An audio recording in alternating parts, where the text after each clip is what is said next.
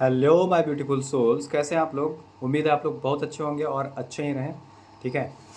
और आज मैं अपने चैनल पे आप लोगों का स्वागत करता हूं। जितने भी मेरे पुराने और नए सब्सक्राइबर हैं, आप लोगों का तहे दिल से शुक्रगुजार हूं मैं और आभारी हूं।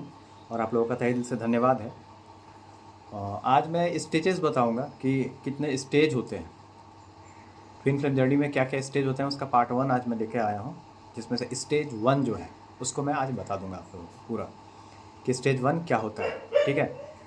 तो देखिए, ट्विन फ्लेम जर्नी जो है, इसमें स्टेज 1 जो होता है, तो फर्स्ट स्टेज इसमें क्या होता है ना, कि खालीपन सा लगता है। जैसे बचपन से ही ये स्टेज स्टार्ट रहता है, स्टार्टिंग से बचपन से ही ये स्टेज स्टार्ट रहता है। जैसे खालीपन सा लगता है, क्या क्या चाहिए, कुछ मतलब अजीब टाइप सा लगेगा आपको कि जैसे क्या चाहिए क्या नहीं चाहिए, इसके बारे में आप एनी टाइम मतलब अपने आप को अजब टाइप से फील करते रहेंगे, असहाय टाइप का महसूस करेंगे आप। सेटिस्फैक्शन किसी भी चीज़ में आपको नहीं मिलेगी, खुशी नहीं मतलब रहती है। सब होने के बाद भी आपको लगेगा कि समथिंग मिसिंग है, कुछ ना कुछ मिसिंग है, जो कुछ ना कुछ मेरे जीवन में नहीं है। और हमेशा आपको लगेगा कि एकदम समथिंग मिसिंग वाली एनर्जी में आप रहिएगा, ये आप जान लीजिए, समझे। और अ, कभी भी आपको सेटिस्फेक्शन की बात तो दूर रहे, आप हमेशा लगेगा कि कुछ सब कुछ है लेकिन एक चीज़ मिस है, कुछ तो मिस है, ऐसा आपको हमेशा लगते रहेगा। देखिए, बचपन में भी क्या होता है, जो ट्विन्स होते हैं उनको बहुत सारी चीज़ों को झेलना पड़ता है, बहुत सारी चीज़ों को सामना करना पड़ता है।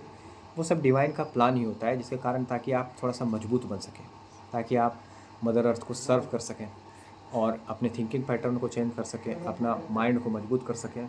इसलिए आपको ये सभी चीज़ें होती हैं। रोक टोक जो होता है ना, बचपन में देखिए घर में भी आप जितने भी ट्विन्स होते हैं, जिन्हें डीएफ और डीएम होते हैं, उनको घर में भी रोक टोक वगैरह का सामना करना ही पड़ता है। गाली गलौज, मार पीट एटसेट्रा, ये सब जितना भी चीज़ है, ये सब मतलब घर से ही स्टार्ट होता है। घर में भी उनको मतलब अगर कहीं नहीं जाता है तो गाली गलौज घर में दिया जाएगा, या फिर रोक टोक किया जाएगा आपको हर चीज़ में, या फिर बोलेगा कि तुम ये सब छोड़ दो, तुम मत करो, हम लोग कर लेंगे ऐसा। तो इस प्रकार से उसको हमेशा नेगलेक्ट किया जाता है, हमेशा बचपन से ही ऐसा आपको लगेगा। उसके बाद देखिएगा, नीचा दिखाना, टांग खींचना, डांटना एटसेट्रा, ये सब बहुत ज़्यादा डीएफ के साथ या डीएम के साथ होता है। ठीक है। जो भी मैं बताऊंगा वो मेरा एक्सपीरियंस है, वो सारा चीज़ मैं बताऊंगा। ऐसा सब कुछ होता है जो ट्विन फ्लेम जर्नी में फर्स्ट स्टेज में होता है। ठीक है। उसके बाद देखिएगा कि कई बार घर वाले ही बहुत कुछ कह जाते हैं, बहुत कुछ कह देते हैं। मान लीजिए कोई लड़की है तो उसको उसके माँ या उसका भाई कह देगा, ये बेकारे हो गई, क्यों हो गई है ये। ठीक है। इससे बढ़िया बिन बेटी का रहते या बिन बेटा का रहते, इस प्रकार से भी कहा जाता है। ये नहीं होती तो शायद इस तरह से नहीं होता, ये नहीं होती तो वो नहीं होता। इस प्रकार से बहुत सारी चीज़ें कहा जाता है उसको घर में ही, अगर कोई लड़की है या कोई लड़का है, अगर वो ट्विन जर्नी में है तो। ठीक है। बेकारी पैदा हो गई, बिन बेटिए के रहते, है ना। या फिर मान लीजिए कुछ आपके नाम पे कहेगा, इसका नाम कर दो, उसके बाद उसको हटा दो, उसको बेदखल कर दो, उसको ये कर दो, उसको वो कर दो, ऐसे ऐसे बहुत सारी चीज़ें कही जाती हैं। ये ट्विन फ्लेम जर्नी में इसलिए होता है ताकि आप मानसिक रूप से मजबूत हो सकें।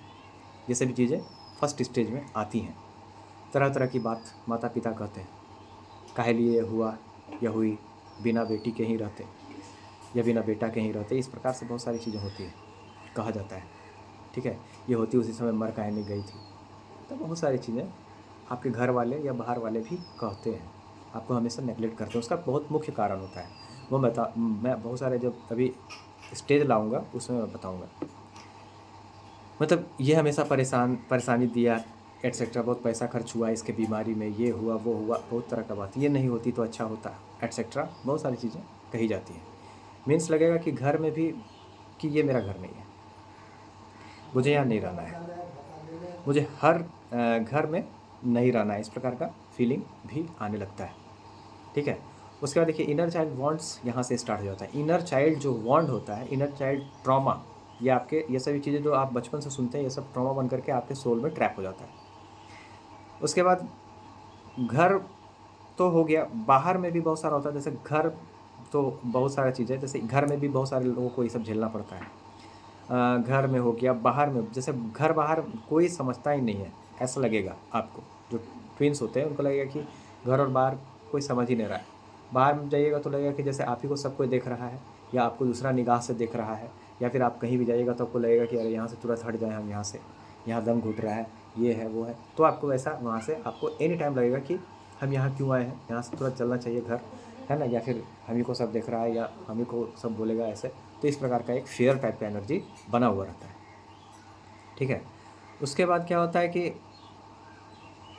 घर में भी झगड़ा झंझट वगैरह, झगड़ा का माहौल, झंझट का माहौल, मीन्स जीवन एकदम पूरी तरह से क्या कह सकते हैं, एकदम बेकार वाला जीवन इस टाइप से, उस टाइप होता है बचपन से। मतलब एकदम लगेगा कि सुकून नहीं है, नर्क में हम हैं, ऐसा आपको फीलिंग आएगा, बेकार हम यहाँ पे हैं। तो आपको घर छोड़ करके भी भागने का मन करने लगता है, घर में नहीं रहेंगे, ये नहीं होगा, वो नहीं होगा, तो बहुत सारा चीज़ है। जैसे एनी टाइम आपको अपने काउंटर पार्ट की तलाश रहेगी, सच्चे प्यार की तलाश रहती है कि मेरा काउंटर पार्ट कैसा होगा, या फिर यही मेरा काउंटर पार्ट है। मान लीजिए कोई कार्मिक मिल गया, कार्मिक में सच्चा प्यार की तलाश में बहुत बार क्या होता है कि आप उसके साथ फिजिकल भी हो जाते हैं, सेक्सुअल भी हो जाते हैं। फिर क्या होता है 1-2 महीना के बाद या 15 दिन के बाद या 20 दिन के बाद वो रिलेशन भी टूट जाता है। ठीक है। तो इस प्रकार की चीज़ें भी घटित होती है जब आप फर्स्ट स्टेज में होते हैं, जब आप सच्चे प्यार की तलाश में रहते हैं। जब तलाश में रहते हैं आपको सच्चा प्यार मिलता नहीं है। काउंटर पार्ट की तलाश में रहना, सच्चे प्यार की तलाश में रहना, हमेशा कि कोई तो होगा प्यार कर ले मुझसे, है ना, कोई हमको समझ ले, कोई मेरे लिए हो, कोई मुझे समझाए, कोई मेरे जितना प्यार करे जितना मैं करता हूँ किसी से, ये जितना फीलिंग मेरे अंदर है उतना किसी और के अंदर मेरे लिए होना चाहिए। इस प्रकार का फीलिंग आपको लगेगा। ठीक है। कोई एक बार तो दिल पे हाथ रख दे, इस प्रकार का फीलिंग जो होता है ये फर्स्ट स्टेज में होता है।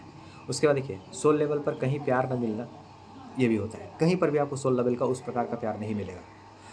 उसी मतलब उसी की तलाश में किसी कार्मिक या सोलमेट के साथ भी आप मतलब सेक्सुअल रिलेशन में भी बना लेते हैं। बहुत सारे लोग होते हैं ऐसे। उसके बाद क्या होता है, कुछ दिन के बाद वो भी छूट जाता है। उसके बाद फिर आप सोचते हैं कि ये प्यार व्यार से एकदम मन आपका धीरे धीरे उठने लगता है। ये डीएम डीएफ दोनों के साथ होता है। ऐसा नहीं है कि केवल डीएफ के साथ होता है, डीएफ के साथ, डीएम डीएफ दोनों के साथ ये सब चीज़ें घटित होती है। समझे। तो ये सभी चीज़ें क्या है, ये कि सब फर्स्ट स्टेज में आता है।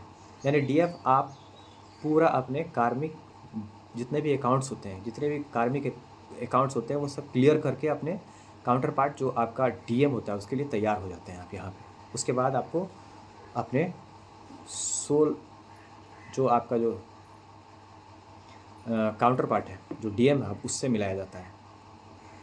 वहाँ से आप अपने डीएम के साथ मिलते हैं, फिर बबल फेज स्टार्ट होता है। वहाँ से आपका फिर जर्नी सेकंड स्टेज तक पहुँचता है।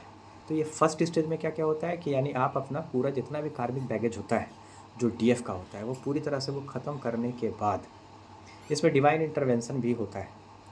आपको मैं बता देता हूँ कि बहुत सारा चीज़ ऐसा होता है कि आप चाह करके भी वो आप सोचिएगा कि मैं चाह रहा हूँ फिर भी नहीं कर पा रहा हूँ, यानी कि आपको कोई ना कोई रोक रहा है।